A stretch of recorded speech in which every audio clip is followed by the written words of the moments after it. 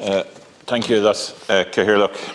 And thanks to Sinn Féin for bringing forward this motion. I'm afraid we in the Labour Party won't be supporting it though. I've been around a while and this motion, I believe, is probably one of the most amateur I've seen, which surprises me. I say that with all sincerity. I think it's frankly a crazy motion, not very well written, and there's lots of holes in it. The figures, the Minister actually alluded to this, the figures for me don't add up as regards it actually supplying the adequate amount of funding that would be required for public service broadcasting. And I'm wondering why Sinn Féin put down this motion tonight. It seems you've been spooked in some way in relation to this. I know things haven't been going as good as normal for you lately. Seems like you've thrown out a dead fish on the table to try and divert attention in some way and get back to your old populist ways, which is rather unfortunate. I let you speak, lads. You know, don't try and shout me down. It won't work. So, you know, going back to this amateur populist way isn't what Ireland needs right now. It isn't what the taxpayer needs. It isn't what those who believe in public service broadcasting, like ourselves, believes. At the end of the day, things have to be paid for. And populist nonsense in this country has populist nonsense in this country. Are you finished? Populist nonsense in this country will get us nowhere. Sinn Féin don't want to pay for carbon tax. They don't want to pay for household charges, property tax, and now the TV licence. Where is it going to end? This one big pot through taxation is going to pay for everything. That is not sustainable. It is not a left-wing position that is credible in a modern democracy. Simply not credible. You need to learn that lesson once and for all. It isn't going to work. Issue here also, though, Minister, for yourself, is that your position isn't sustainable either, because you don't have a position. The counter motion, it actually, I could have said it to you, you'd have been better off not putting it forward. At least we could vote on their motion, because you don't have a position. It's quite obvious there are issues in government. It's quite obvious there are issues between yourself and probably Fianna Fáil on this issue. And that's not sustainable either. That we come in here into this House and we don't have a united front from the government isn't acceptable. I also worry about workers, because with this populist move, I was wondering, did Sinn Féin actually consult with the CWU on this? Because they've been ringing us, and I presume they've been ringing you, worrying about hundreds of jobs in An Post in Dublin, which will no longer exist if we went down the road of this Sinn Féin motion. Maybe talk to some of your Dublin TD colleagues, and they'll tell you about the phone calls I presume they received from the CWU in the last 48 hours. Because we listen to them and we understand them. We support public service broadcasting in the Labour Party. We have a long tradition. It was the Labour Minister, Cormac Uachtaráin, who created TG Cahir. And look at what a success that is. Laochra Gael is actually one of my favourite programmes across all channels. One of the best pound-for-pound programmes I see made. But I also have a concern here in relation to how independent workers, programme makers, are being dealt with, those who are commissioned to do this work, and how, if this motion was passed, given the fact that I believe it's not structured right, I believe that it's not possible, I believe it's populist, but I also don't believe it provides the most adequate funds necessary, how their jobs would be sustainable.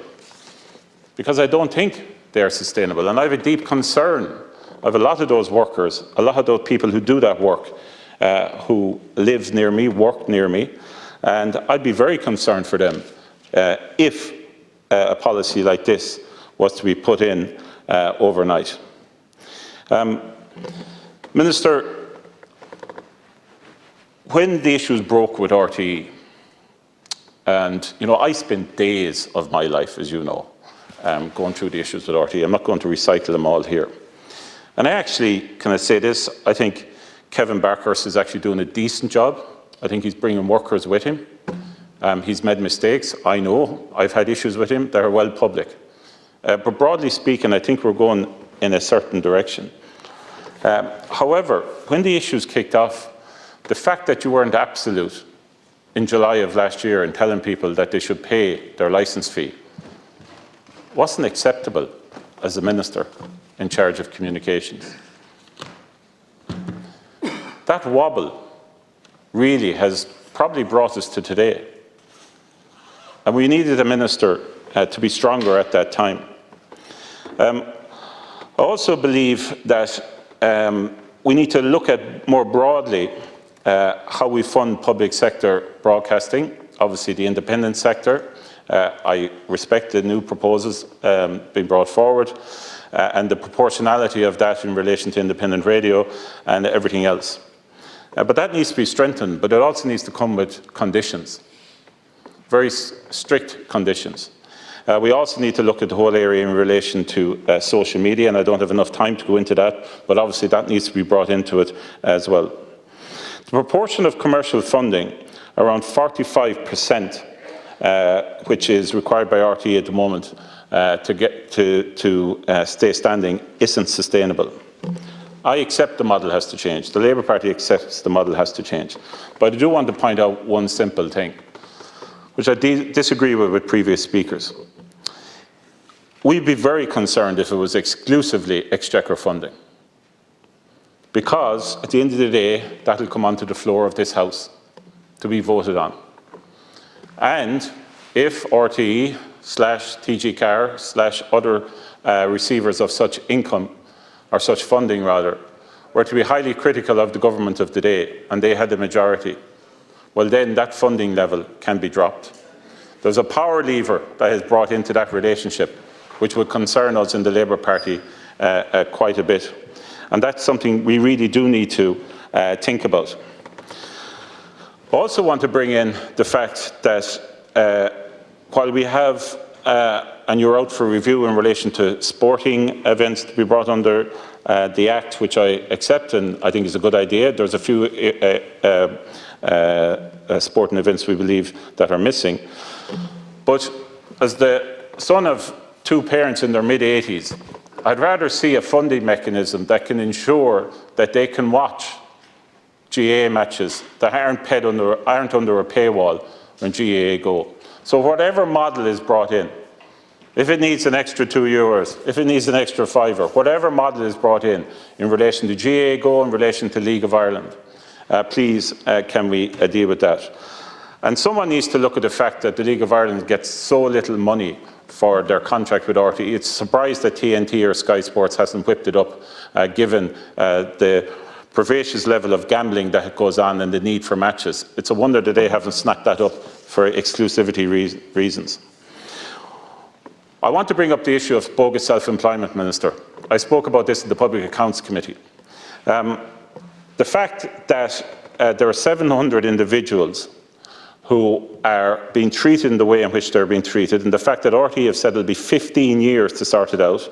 I'm going to say this, the proposed 20 million that's possibly being put out there to solve this issue won't come within an ass's roar of sorting it.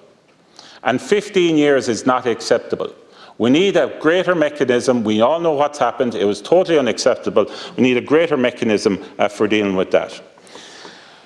In summing up, Minister, I hope you take on board what I am saying here, which is in a very balanced way. We will not be supporting this motion. We don't agree with it. We think, in fact, it's pretty comical. However, the government does not have a position in relation to RTE funding, in relation to public sector funding, and that is not acceptable either. This issue in government needs to be sorted out between yourself and the Taoiseach and others.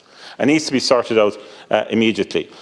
And when it's sorted out, We need proposals coming from government, particularly after the 2 RTE reports that have been commissioned are brought forward. So we need a sustainable plan from government, and a sustainable plan for future funding of public service broadcasting and RTE.